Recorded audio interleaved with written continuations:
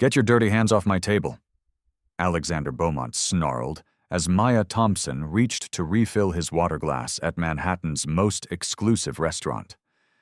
The tech billionaire shoved her hand away roughly, causing water to splash across his mathematical equations scribbled on expensive napkins. "Look what you've done!" He stood up, towering over her. This proof stumped MIT's finest for months. Beaumont held up the wet napkin, speaking loudly so other diners could hear. "Solve this. I'll give you everything I own." He laughed mockingly at his own words. Then he deliberately swept his arm across the table. Salt, pepper, and crystal glasses crashed to the marble floor in an explosive mess. "Now clean it up. That's what your people are good for." As Maya knelt among the shattered glass, her brilliant mind absorbed every number from his soggy napkins. While he humiliated her publicly, she was quietly solving what he believed impossible. 3 blocks away from Le Bernardin, Lincoln Center's Avery Fisher Hall buzzed with anticipation. Tonight marked the 15th annual $1 Million Math Challenge, where America's wealthiest minds gathered to pose unsolvable problems to the world's brightest mathematicians. The rules were deceptively simple. Billionaire sponsors presented mathematical challenges that had stumped their research teams for months or years. Any contestant who solved a problem won the corresponding prize money. The twist: these weren't ordinary math problems. They were cutting-edge research questions worth millions in patents and breakthroughs. Alexander Beaumont had never lost. In 15 years as head judge, his challenges remained undefeated. His reputation wasn't built on luck. The man had legitimately solved variations of Fermat's last theorem and built a tech empire on mathematical algorithms that revolutionized artificial intelligence. But tonight felt different. The stakes were higher than ever before. "Ladies and gentlemen," Dr. Emily Dawson announced from the podium, her voice carrying across the packed auditorium. "This year's total prize pool exceeds $50 million. The audience erupted in applause. Our contestants include PhD mathematicians from Harvard, MIT, Cambridge, and Oxford. Cameras rolled as CNN prepared for their live global broadcast. Social media buzzed with hashtags. Mathematical genius was about to become prime-time entertainment for 300 million viewers worldwide. Back at Le Bernardin, Maya Thompson finished mopping up the mess Beaumont had created. Her manager, Marco, grabbed her arm as she headed to the kitchen. "You stay invisible tonight," he hissed in her ear. "Those VIP guests decide whether this restaurant keeps its reputation. One wrong move and you're gone." Maya nodded silently. She needed this job. Her grandmother's medical bills weren't paying themselves, and her student loans from MIT still haunted her credit score. 3 years ago, she'd been 1 semester away from her mathematics doctorate when financial reality crashed down. Her father's construction accident, her mother's diabetes medication, her younger brother's autism therapy costs, numbers that added up to an impossible choice: MIT or family. She'd chosen family.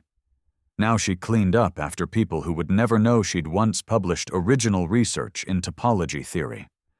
Her professors had called her work revolutionary. Her thesis advisor had predicted a Nobel Prize someday. None of that mattered when you couldn't afford tuition. Marco disappeared back into the kitchen, leaving Maya alone with the VIP section's dirty dishes and shattered dreams. But as she cleared tables, fragments of conversations drifted over from nearby diners. "Beaumont's challenge this year is supposed to be impossible," whispered a woman in diamonds. "Something about infinite sequences and convergence theory." "My husband's research team spent 2 years on it," replied her companion. "They're calling it the convergence paradox. No solution exists." Maya's hand stilled on the wine glasses she was collecting. Convergence theory. She'd written her undergraduate thesis on convergence patterns in infinite series. Her mind automatically began working through potential approaches, muscle memory from years of mathematical training kicking in.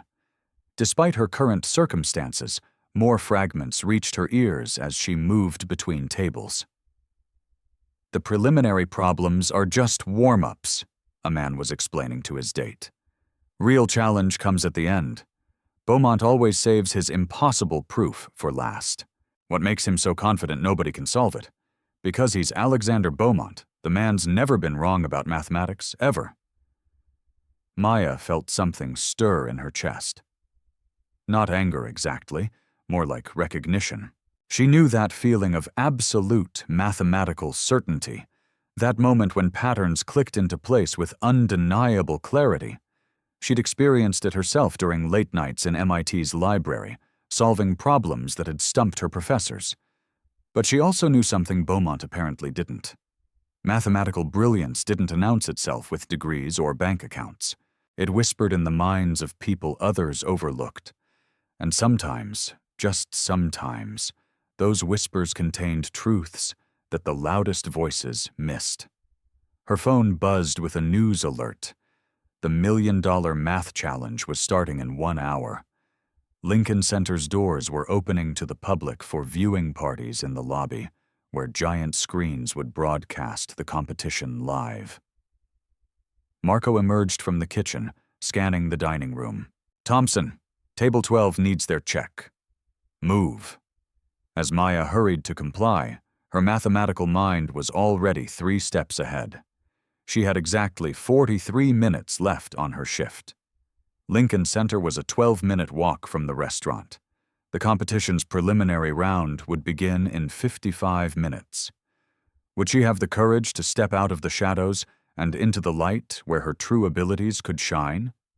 Maya's hands trembled as she untied her apron in the restaurant's back alley. Her shift had ended 3 minutes ago.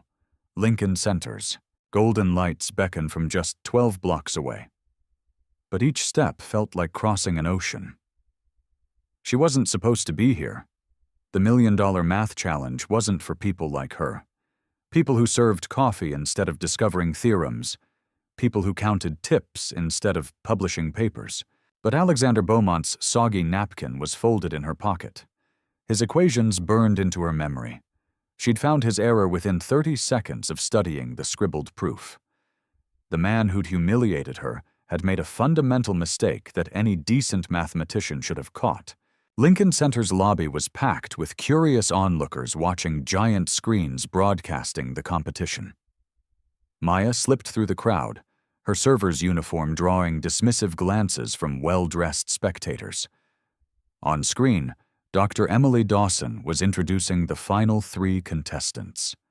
Dr. Jonathan Hale from Harvard's Mathematics Department, Dr. Sophia Novak from Oxford, and Dr. Michael Chen from MIT, her former classmate who'd finished the program she'd been forced to abandon.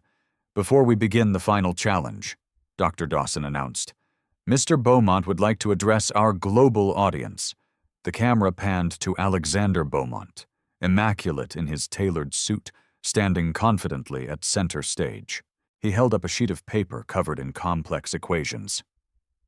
"Ladies and gentlemen," his voice boomed across the auditorium, "tonight I present the convergence paradox. My research team has spent 3 years developing this proof. It demonstrates that certain infinite sequences cannot converge under any known mathematical framework." The audience leaned forward. This was why they came to witness mathematical history in the making. Beaumont's eyes gleamed with absolute certainty. "This proof has been verified by teams at Stanford, Caltech, and Princeton. It represents the absolute limit of human mathematical understanding." He paused for dramatic effect. "If anyone, and I mean anyone in this room, can find even the smallest error in this proof," the billionaire's voice grew louder, his arrogance filling every corner of the massive hall. "If anyone can solve this paradox that has stumped the world's greatest mathematical minds, I will personally write them a check for everything I own. My companies, my properties, my entire fortune, $50 billion. The audience gasped. Social media exploded. This wasn't just a mathematical challenge anymore. This was the bet of the century. Maya felt her heart hammering against her ribs. In her pocket, Beaumont's napkin seemed to burn against her fingertips. She knew exactly where his proof failed. The error wasn't complex or subtle. It was embarrassingly basic. A sign convention mistake in the seventh equation that invalidated his entire framework. But she was nobody. A dropout, a waitress. Who would believe her? Dr. Dawson stepped forward with legal documents. Mr. Beaumont, this is highly unusual. Are you certain about this challenge? Absolutely, Beaumont declared. I'm so confident in my proof that I'm willing to stake everything on it because mathematics doesn't lie, Dr. Dawson, and neither do I. The camera captured his smugness perfectly as he surveyed the stunned audience. 300 million viewers watched him place his signature on the legal guarantee. Lawyers scrambled to process the paperwork. This was no longer a competition. It was a public execution of mathematical pride. In the lobby, Maya closed her eyes and made a choice that would change everything. She began pushing through the crowd toward the auditorium entrance. Security guards blocked her path. Excuse me, miss. This area is for registered contestants and VIP guests only. Would a former MIT mathematics student have the courage to challenge the most arrogant man in America? I said this area is restricted, the security guard repeated, his hand moving toward his radio. You need to return to the public viewing area immediately. Maya's voice came out steadier than she felt. I need to speak with Dr. Dawson. It's about mathematical proof. The guard laughed. Lady, half the people here think they can solve million-dollar math problems. That's not how this works. But Dr. Emily Dawson had noticed the commotion near the entrance. Something about the young woman's quiet confidence caught her attention. As head of Princeton's mathematics department, she'd learned to recognize genuine mathematical intuition. It rarely announced itself with arrogance. What seems to be the problem? Dr. Dawson approached with curiosity rather than annoyance. Maya pulled Beaumont's soggy napkin from her pocket. There's an error in equation 7 of the convergence paradox. The sign convention switches from positive to negative iteration without justification. The auditorium fell silent. 300 million viewers watched through cameras as a woman in a server's uniform challenged the world's most confident mathematician. Dr. Dawson examined the napkin, her eyebrows rising. These weren't random scribbles. The margins contained elegant derivations, shortcuts that most graduate students would miss. Where did you study mathematics? MIT, 3 years of doctoral program before. Maya's voice trailed off. The reason didn't matter now. Beaumont's laughter boomed across the stage. Security. Remove this delusional woman immediately. I don't have time for desperate people seeking attention. But Dr. Dawson raised her hand. Mr. Beaumont. She's identified a specific error. As competition director, I'm obligated to verify any mathematical challenge to your proof. This is ridiculous, Beaumont snarled. That woman was serving me coffee 2 hours ago. She probably can't balance a checkbook, let alone understand advanced mathematics. The crowd murmured with uncomfortable recognition. Many had seen her at Le Bernardin. The irony was delicious. The same person he'd humiliated was now questioning his mathematical supremacy. Dr. Dawson walked to the giant display screen. Miss Thompson. Maya Thompson. Miss Thompson, please explain your objection to equation 7. Maya's hands shook as she approached the microphone. The auditorium stretched before her like an ocean of judgment. But mathematics had always been her safe harbor, the one place where truth mattered more than appearances. In equation 7, Mr. Beaumont assumes positive iteration when establishing the convergence boundary. She began, her voice growing stronger. But in step 12, he switches to negative iteration without adjusting the asymptotic behavior. She moved to the whiteboard beside the main screen, borrowed a marker, and began writing with fluid precision. If you're iterating positively, your limit approaches positive infinity along this trajectory. Her hand moved confidently across the board, sketching curves and mathematical symbols. But negative iteration creates a completely different convergence pattern.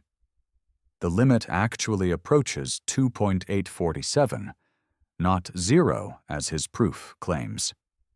The three PhD contestants exchange glances. Dr. Hale from Harvard grabbed his calculator, fingers flying across the keys. Dr. Novak from Oxford pulled out her laptop, running rapid calculations. Dr. Chen from MIT stared at the whiteboard with growing recognition. "She's right," Dr. Chen whispered loud enough for his microphone to catch. The asymptotic behavior completely changes with negative iteration. Dr. Dawson quickly verified the calculation on her tablet. Her face showed surprise, then something approaching awe. The correction is mathematically sound. Beaumont's face flushed red. "This is impossible. My team spent 3 years on this proof. We had it reviewed by experts at Stanford, Caltech, Princeton." "Sometimes," Maya said quietly, "the most obvious errors are the hardest to see when you're too close to the problem." The auditorium erupted. Social media exploded with clips of the unknown Waitress schooling a billionaire mathematician. #Waitress genius began trending worldwide within minutes. But Beaumont wasn't finished. "Anyone can point out arithmetic errors," he snapped. "That doesn't make her a mathematician. This was lucky at best." Dr. Dawson studied her tablet screen, where additional calculations were running. "Mr. Beaumont, this wasn't arithmetic. Miss Thompson identified a fundamental conceptual error in convergence theory. Her correction opens an entirely new approach to infinite series analysis." The three PhD contestants were now huddled together, sketching variations of Maya's correction on their scratch paper. What she'd revealed in 30 seconds was reshaping their understanding of problems they'd struggled with for years. Furthermore, Dr. Dawson continued, her mathematical notation suggests advanced training. These techniques aren't taught at undergraduate level. Beaumont's confidence wavered for the first time in 15 years. My team will need to verify this independently." "Of course," Dr. Dawson agreed. "But according to competition rules, any valid mathematical objection to the primary proof requires the challenger to proceed to the next level of difficulty." The audience held its breath. Maya had passed the first test, but the real challenges were still ahead. Beaumont's eyes narrowed with renewed malice. "Fine. If this woman thinks she's so clever, let's see how she handles problems that actually matter. Dr. Dawson, present the secondary challenges." "Miss Thompson." Dr. Dawson addressed her directly. "Are you prepared to compete in the formal competition?" The next 3 problems increase in difficulty significantly. Maya looked out at the sea of faces. Some showed curiosity, others skepticism. A few displayed outright hostility. But scattered throughout the audience, she saw something else. Hope. People who, like her, had been underestimated and overlooked were leaning forward in their seats. "I'm ready," she said simply. But as Dr. Dawson prepared the next challenge, Beaumont was already planning his revenge. This wasn't just about mathematics anymore. This was about destroying the woman who dared to make him look foolish in front of the entire world. Could a former MIT dropout survive what was coming next? Dr. Dawson raised her hand to quiet the buzzing auditorium. "Ladies and gentlemen, we have an unprecedented situation. Miss Thompson has successfully identified a fundamental error in tonight's primary challenge." The camera zoomed in on Maya's face as she stood beside the whiteboard, markers still in her trembling hand. Her server's uniform looked absurdly out of place among the formal academic setting, but her mathematical work spoke louder than any credentials. According to competition rules, Dr. Dawson continued, "Any challenger who identifies errors in preliminary proofs advances to the formal competition tier." Beaumont stepped forward, his face a mask of barely controlled rage. "Dr. Dawson, I demand we verify her background first. This woman has no business competing against legitimate mathematicians." "My business," Maya said quietly into her microphone, "is mathematics, and mathematics doesn't care about my uniform." The audience erupted in applause. Social media feeds exploded with clips of her response. "Mathematics doesn't care about your uniform" began trending alongside Waitress genius. But Beaumont wasn't backing down. "Fine. If you want to play this game, let's raise the stakes." He gestured to his lawyers who were frantically typing on laptops in the front row. "Dr. Dawson, I'm formally modifying my challenge. Mr. Beaumont, that's highly irregular." "I'm doubling my wager," Beaumont declared, his voice carrying across the silent hall. $100 billion. Everything I own, plus my company's combined assets." He pointed directly at Maya. "But now she has to solve 3 problems, not 1, and she gets only 60 minutes total." The auditorium gasped.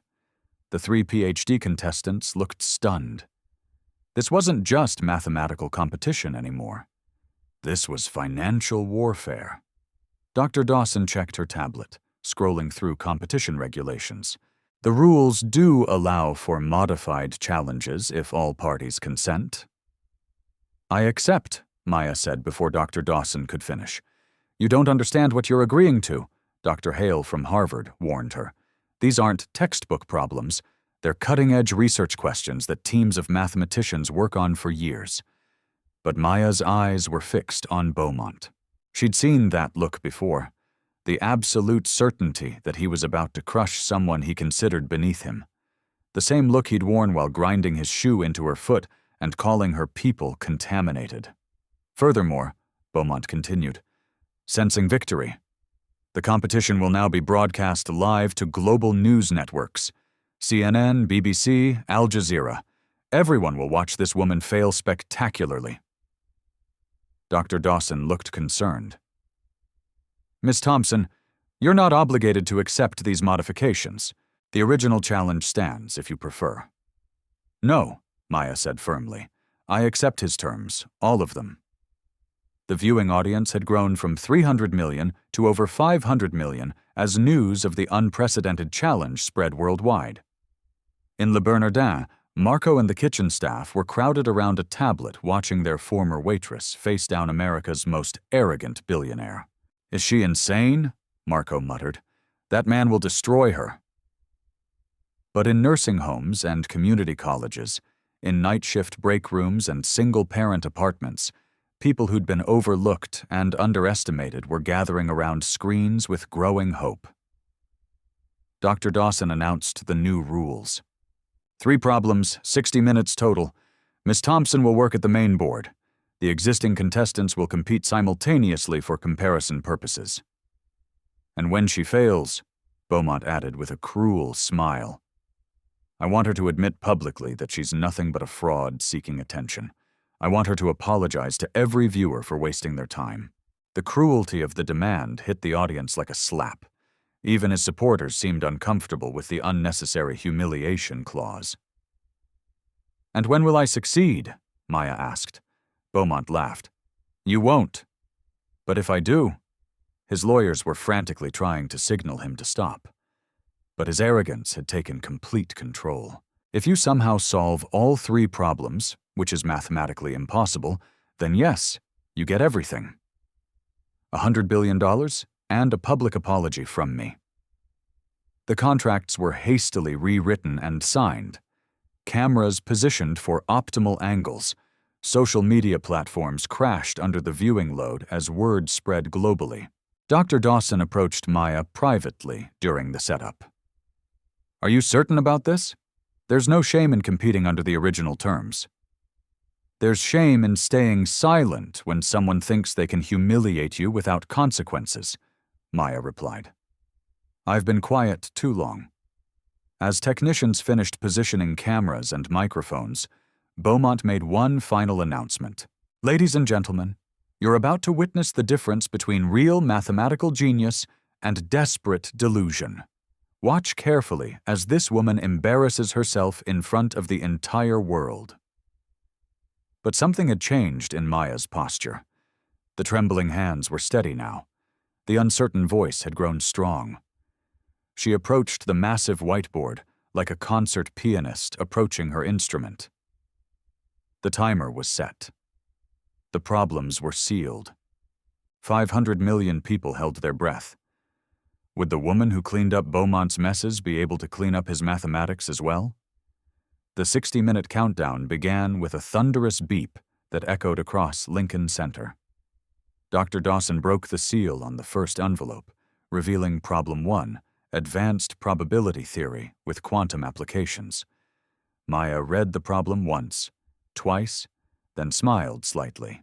The PhD contestants were already frantically scribbling equations, but she stood motionless for 30 seconds, absorbing the mathematical landscape in her mind.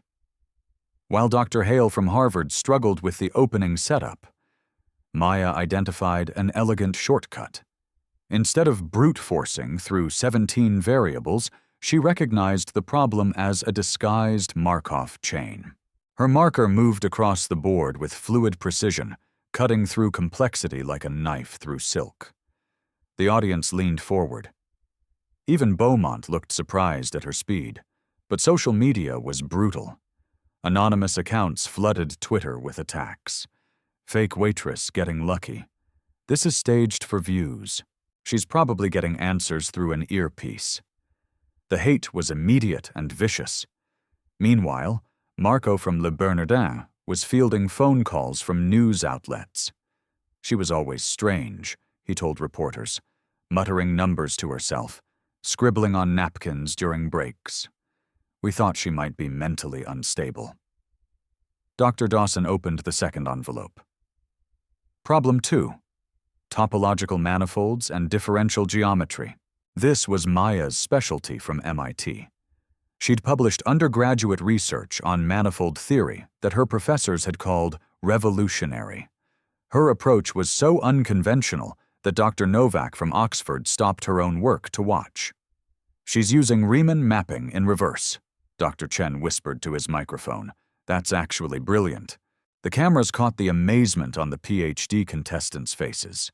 Here was someone thinking beyond their textbook approaches, finding pathways through mathematical landscapes they'd never considered. But Beaumont seized the moment for psychological warfare. Ladies and gentlemen, let me share what I discovered about our challenger during the break. His voice dripped with manufactured concern.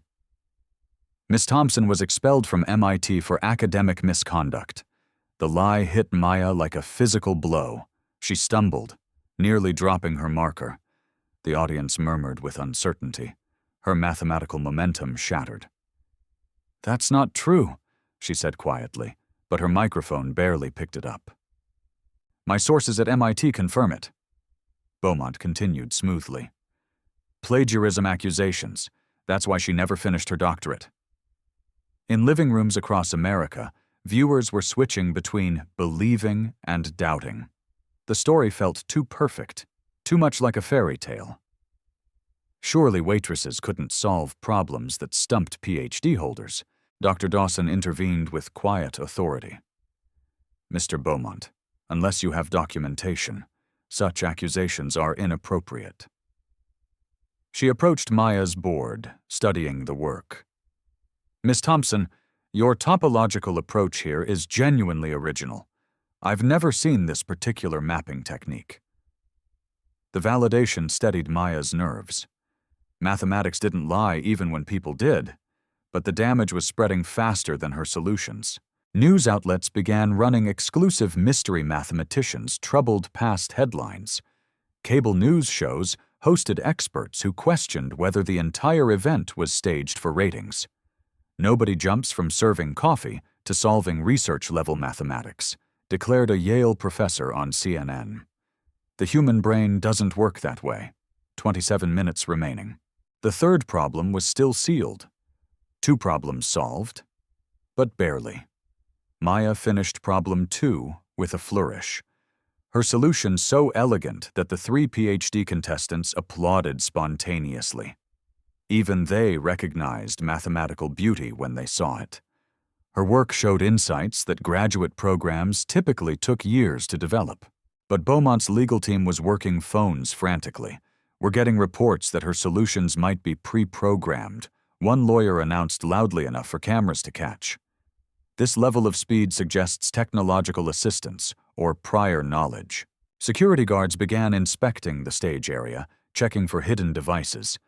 The implication was clear. No legitimate contestant could perform at this level without cheating. The pressure cooker was intensifying. Camera angles multiplied. The global audience had grown to 700 million people. Social media platforms were buckling under the traffic load. Hashmath genius and Waitress fraud was trending simultaneously. Dr. Dawson opened the final envelope with ceremony. Problem 3. The Infinite Bridge Paradox, Beaumont's personal masterpiece that had stumped research teams for years. Maya read it once and felt something click into place in her mind. This wasn't just mathematics. This was 3 separate mathematical disciplines disguised as a single problem. Number theory, topology, and convergence analysis, all woven together in a tapestry that looked impossible until you found the right perspective. But then disaster struck. Her calculator malfunctioned.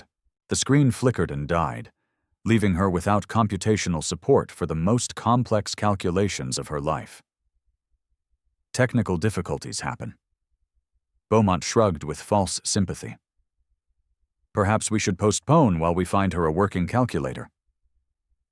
The audience was fracturing into camps. Supporters chanted, "Let her work," while skeptics called for verification of her identity.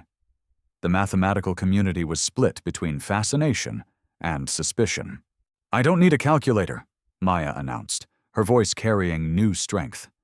Mathematics existed long before electronic computation. She turned to the massive whiteboard and began working purely from mental calculation. Her mind processed numbers with the same fluidity that concert pianists read complex musical scores. Viewers watched in amazement as she performed calculations that most people needed computers to verify. With 8 minutes remaining, Maya's exhaustion was showing. The mental strain of solving research-level mathematics while enduring public character assassination had pushed her to her limits. Her handwriting grew shakier, her explanations less fluid. Beaumont sensed weakness. "This is what happens when desperation meets reality," he announced to the cameras. "Watch her collapse under pressure she was never qualified to handle." 7 minutes left. No calculator. Global skepticism. Character assassination. Physical exhaustion. The weight of 700 million people's expectations pressing down on her shoulders. But as Maya stared at the infinite bridge paradox, something remarkable happened. All the noise faded away. The jeers, the cameras, the pressure. None of it mattered anymore. There was only mathematics. Pure, beautiful, undeniable mathematics. She saw the bridge that connected all 3 problems. She understood why Beaumont's teams had failed for years. They'd been trying to solve one impossible problem when they should have been solving 3 elegant ones. The solution required thinking beyond traditional frameworks. She needed to approach the problem not as a mathematician, but as an artist, seeing patterns where others saw chaos. Her marker began moving across the board with renewed energy. Not the frantic scribbling of someone under pressure, but the confident strokes of someone who had found her way home. 6 minutes remaining. Minutes. The final battle was about to begin. Could pure mathematical intuition triumph over computational power and institutional prejudice? 5 minutes remained when Dr. Dawson received an urgent message on her tablet. She read it twice, her expression shifting from confusion to something approaching shock. "Ladies and gentlemen," she announced, her voice cutting through the auditorium's tension. "I've just received communication from the International Mathematics Consortium. They need to make an immediate disclosure about tonight's competition." The camera zoomed in on her face as she continued reading. Beaumont looked annoyed by the interruption, But something in Dr. Dawson's tone suggested this wasn't routine. The infinite bridge paradox that Mr. Beaumont presented tonight. Dr. Dawson paused, glancing at her tablet again. According to documentation just submitted by MIT, Cambridge, and Princeton, this problem was designed specifically to be unsolvable using conventional mathematical approaches. A murmur rippled through the audience. The PhD contestants stopped their frantic calculations and looked up from their work. The problem was created as part of a research initiative to identify mathematicians who think beyond traditional frameworks. It requires what the consortium calls intuitive pattern synthesis, the ability to see mathematical relationships that pure computational analysis cannot detect. Beaumont's face went pale. This wasn't part of his plan. Dr. Dawson continued. Furthermore, the consortium reveals that Mr. Beaumont's own solution, developed over 3 years, relied heavily on quantum computing algorithms and AI-assisted pattern recognition. No human mathematician has ever solved this problem using manual calculation alone. The auditorium fell silent. 700 million viewers were witnessing the rules of engagement completely change. This means, Dr. Dawson said carefully, that Miss Thompson is attempting something that has never been accomplished in the history of modern mathematics. She's working without any computational assistance on a problem specifically designed to require technological augmentation. Beaumont stepped forward, panic creeping into his voice. Dr. Dawson, this disclosure is highly inappropriate. The competition parameters were clearly established. Actually, Mr. Beaumont, the consortium's letter indicates that you were aware of the problem special classification when you selected it tonight. The question they're raising is whether it was ethical to present an unsolvable challenge without disclosure. The twist hit everyone simultaneously. Beaumont hadn't just been arrogant. He'd been deliberately setting up an impossible scenario. He'd chosen a problem that required technological assistance specifically because he knew no human could solve it manually. But Maya Thompson was still working at the whiteboard, completely absorbed in her calculations. She was 4 minutes away from attempting something that the world's mathematical establishment considered impossible. The global audience was no longer just watching a competition. They were witnessing a woman challenge the very limits of human mathematical capability. Had Beaumont's arrogance finally trapped him in a web of his own making? The revelation hit Maya like a physical blow. She stopped mid-calculation, her marker frozen against the whiteboard. The problem she'd been confidently solving for the past hour wasn't just difficult. It was designed to be impossible for human minds to solve. No human has ever solved this manually. Dr. Dawson's words echoed in her head like a death sentence. Around her, the PhD contestants had already given up. Dr. Hale from Harvard shook his head in defeat. If it requires quantum computing, there's no point continuing. Dr. Novak from Oxford closed her notebook with resignation. Even Dr. Chen from MIT, who'd been supportive of Maya's unconventional approaches, stepped away from his board. But the worst part was watching the global audience lose faith in real time. Social media sentiment shifted from curiosity to pity. She's been set up to fail. Beaumont planned this humiliation from the beginning. No one could solve an impossible problem. 3 minutes and 40 seconds remained on the countdown timer, but it might as well have been 0. How do you solve a problem that the world's greatest mathematical minds, assisted by the most powerful computers considered beyond human capability? Maya stared at her work on the whiteboard. All her calculations suddenly felt meaningless.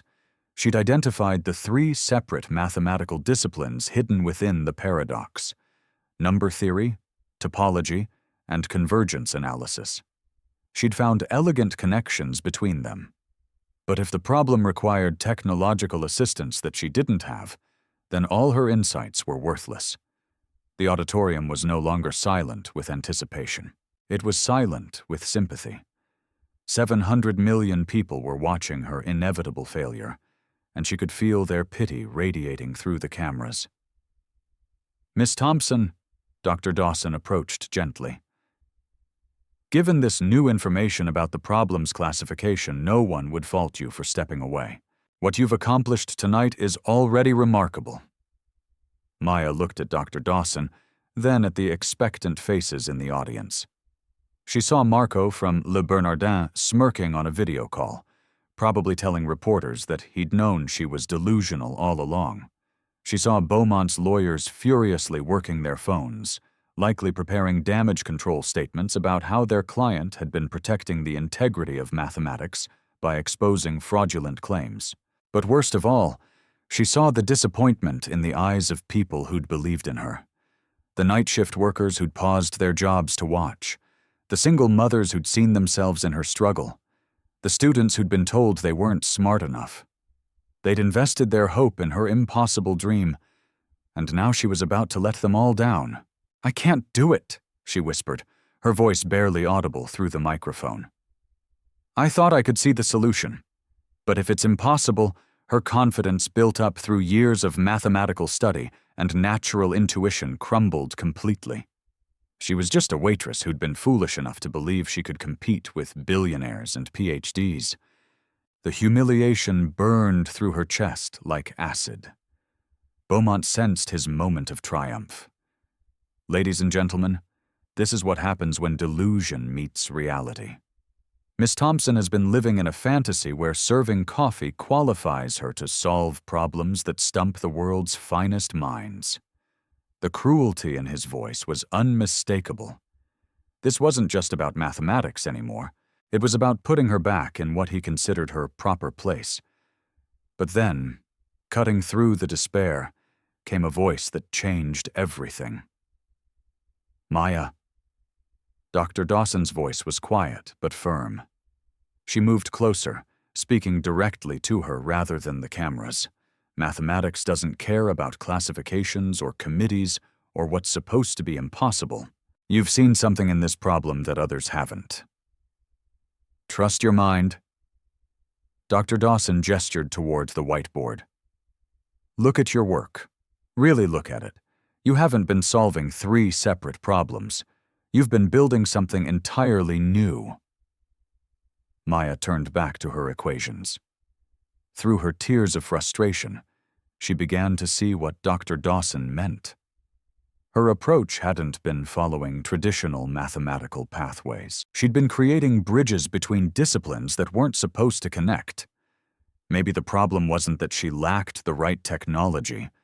Maybe the problem was that everyone else had been thinking about it wrong.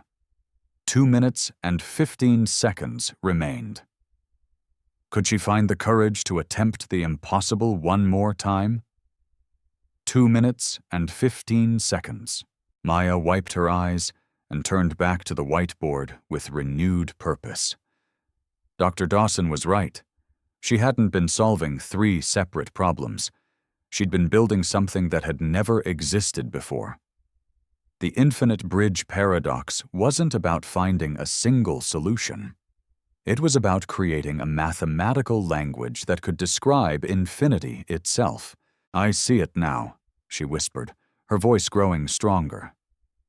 The marker moved across the board with fluid confidence as her mathematical intuition took complete control. While Beaumont and his team had spent 3 years using quantum computers to brute force their way through calculations, Maya had been unconsciously developing something far more elegant. She wasn't computing the solution, she was discovering it. The first bridge connected number theory to topology. Where traditional mathematics saw infinite sequences as separate entities, Maya recognized them as points on a continuous surface. Her hand moved rapidly, sketching mathematical curves that demonstrated how infinite series could be mapped onto geometric shapes. She's treating infinity like a landscape, Dr. Chen from MIT whispered in amazement. Not a mathematical concept, but a physical space you can navigate. The second bridge linked topology to convergence analysis. Here, Maya's approach became truly revolutionary.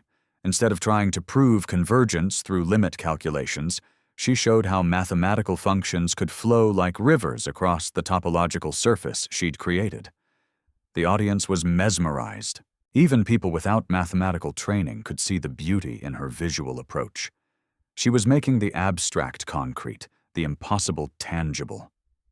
But Beaumont wasn't finished.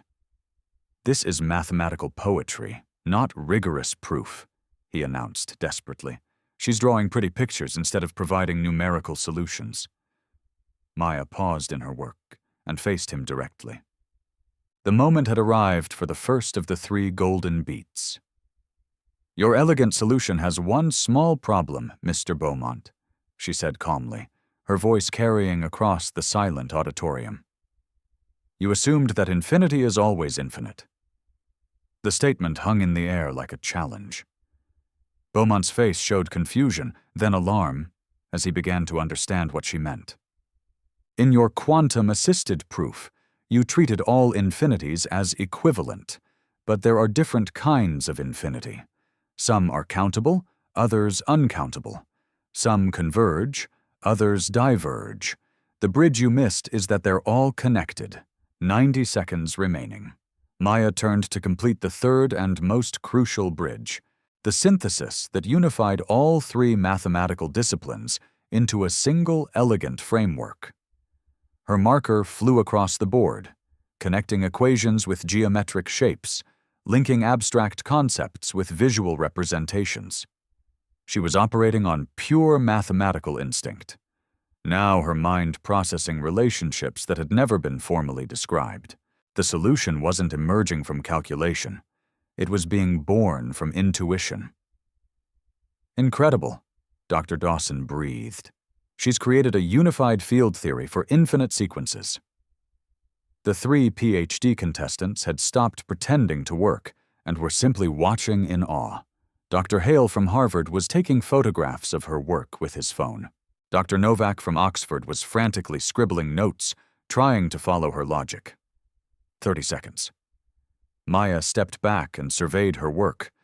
The entire massive whiteboard was covered with equations, diagrams, and connections that formed a coherent mathematical argument. But more than that, it was beautiful. The kind of mathematical beauty that reminded people why they'd fallen in love with numbers in the first place. "There," she said simply, "the infinite bridge paradox isn't a paradox at all. It's a map showing how different types of infinity connect to each other." The countdown timer reached 0. Silence filled Lincoln Center. "Doctor," Dawson approached the board with her tablet, running verification algorithms against Maya's work. The 3 PhD contestants crowded around, checking her logic step by step. The cameras captured every equation, every connection, every elegant leap of mathematical reasoning. After what felt like an eternity, Dr. Dawson spoke. "The mathematical reasoning is sound. Not only sound, but revolutionary. Miss Thompson has created an entirely new approach to infinite series analysis." The auditorium erupted, but Beaumont wasn't ready to concede. "One professor's opinion doesn't constitute mathematical proof. I demand independent verification from multiple institutions." Dr. Dawson nodded. "Of course, I've already sent Miss Thompson work to MIT, Stanford, Princeton, Cambridge, and Oxford. Their response should arrive momentarily." The tension was unbearable. 700 million people around the world held their breath as the mathematical establishment prepared to render its verdict on work created by a former waitress in less than 60 minutes. Dr. Dawson's tablet chimed with incoming messages. She read the first one aloud. "MIT Mathematics Department's approach represents a paradigm shift in infinite series theory. We recommend immediate publication in the Journal of Mathematical Innovation." Another chime. "Stanford confirms the mathematical validity and notes applications to quantum field theory." Then Princeton, then Cambridge, then Oxford. Each message brought the same verdict. Maya Thompson had solved the impossible. The moment arrived for the second golden beat. Maya faced the cameras directly, her voice calm and powerful. The beautiful thing about mathematics is it doesn't care who you think deserves to be right. The auditorium fell completely silent. This wasn't just about solving a problem anymore. This was about truth confronting arrogance, merit defeating prejudice, brilliance refusing to be silenced by status. All eyes turned to Beaumont, the man who had built his reputation on mathematical supremacy, who had publicly wagered everything on his certainty, who had spent the evening humiliating the woman who had just proven him wrong. For 15 years, Alexander Beaumont had never been defeated. For 15 years, he had been the undisputed champion of mathematical competition. But 15 years of arrogance had just met 60 minutes of pure genius. The camera zoomed in on his face as he stared at the whiteboard, understanding finally dawning. Maya Thompson hadn't just solved his impossible problem. She had revolutionized the mathematical foundation on which his entire career was built. The third golden beat was coming. The moment when arrogance would be forced to acknowledge brilliance, when prejudice would bow to truth, when the impossible would become undeniable. Would the most arrogant man in America find the courage to admit he had been defeated by the woman he had tried to destroy? The moment stretched like eternity. Beaumont stood frozen, staring at mathematical work that had just destroyed 15 years of his supremacy. But before he could speak, Dr. Dawson's tablet chimed with an urgent message that would change everything once more. "Ladies and gentlemen," she announced, her voice carrying a mix of amazement and concern, "I've just received an extraordinary communication from the International Patent Office." The cameras swiveled toward her as she continued reading. "Miss Thompson's solution methodology, it appears to have applications far beyond pure mathematics. Her unified approach to infinity analysis has immediate implications for quantum computing, artificial intelligence optimization, and cryptocurrency encryption protocols." A murmur rippled through the auditorium. This wasn't just academic mathematics anymore. The preliminary economic impact assessment suggests that companies implementing her mathematical framework could see efficiency improvements of 300 to 500% in computational processing. Beaumont's face went ashen. His entire tech empire was built on algorithms that Maya's breakthrough had just made obsolete. Furthermore, Dr. Dawson continued, "The Patent Office is requesting immediate documentation of Miss Thompson methodology to prevent unauthorized commercial exploitation. They're estimating the potential intellectual property value at..." She paused, double-checking the figure on her screen. $200 billion.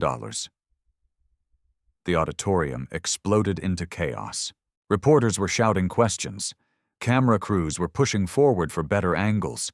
The 3 PhD contestants were frantically photographing the whiteboard before anyone could erase it. But the most stunning revelation was yet to come. Dr. Dawson raised her hand in silence. "There's one more thing. The Mathematical Consortium has just informed me that tonight's competition was partially designed as a talent identification initiative. They've been searching for mathematicians capable of breakthrough thinking that transcends traditional computational approaches." She turned to face Maya directly. "Miss Thompson, they're formally inviting you to lead a new research institute dedicated to intuitive mathematics with full funding and academic support." The twist hit everyone simultaneously. This hadn't just been a competition. It had been a recruitment process, and the woman who'd been serving coffee 12 hours ago had just become the most sought-after mathematical mind in the world. But Beaumont still hadn't spoken. The man who'd wagered everything on his mathematical supremacy now faced a choice that would define the rest of his life. Would he honor his public commitment, or would his arrogance find one final way to avoid the consequences of his cruelty? The silence stretched across Lincoln Center like a held breath. 700 million people around the world waited for Alexander Beaumont to speak the words that would complete the most extraordinary reversal in mathematical history. His lawyers were frantically whispering in his ear, probably advising him to find legal loopholes or claim the competition had been compromised. His associates had already begun backing away from him, sensing the shift in power dynamics. But Beaumont was staring at the whiteboard where Maya Thompson had created something that transcended his understanding. For the first time in his life, he was faced with mathematical brilliance that exceeded his own. The moment arrived for the third and final golden beat. His voice cracked slightly. He cleared his throat and tried again. "I need to verify the calculations myself." The audience held its breath as he approached Maya's work, studying each equation, each connection, each elegant leap of reasoning. Minutes passed in complete silence. Finally, he stepped back from the board. When he turned to face the cameras, 15 years of mathematical arrogance had been replaced by something approaching humility. "Miss Thompson," he said quietly, "your solution is correct. Completely correct. You've solved advanced mathematical proofs that I could not, demonstrating superior mathematical intuition and problem-solving ability that I failed to recognize." The words seemed to physically pain him, but he continued, "I built my career on being right about mathematics. Today I learned something more valuable than being right. I learned how to be wrong with dignity." The auditorium erupted in thunderous applause. But the most powerful moment was watching Maya's quiet grace in victory. No gloating, no revenge, just the serene confidence of someone who had proven that brilliance couldn't be silenced by prejudice. 6 months later, Dr. Maya Thompson stood in her new office at the Institute for Intuitive Mathematics, writing equations that would reshape humanity's understanding of infinity. The walls were decorated not with awards or accolades, but with pictures of students from underfunded schools whose mathematical talents she was now helping to discover. She kept one memento from that night at Lincoln Center: Beaumont's soggy napkin framed on her desk, not as a trophy, but as a reminder that genius often whispers in places where others refused to listen. The final shot showed her teaching a classroom of diverse students, writing on a whiteboard with the same fluid confidence she'd shown that night. Above the board, a simple message: mathematics doesn't care about your uniform. It only cares about your courage to see what others cannot. Have you ever been underestimated because of how you look or where you work? Share your story in the comments below. Subscribe to Blacktail Stories for more incredible stories of people who prove the doubters wrong. Because genius isn't about where you start. It's about refusing to let anyone else define your limits. Remember, somewhere right now, the next revolutionary idea is forming in a mind that others might overlook. Make sure you're not one of the people doing the overlooking.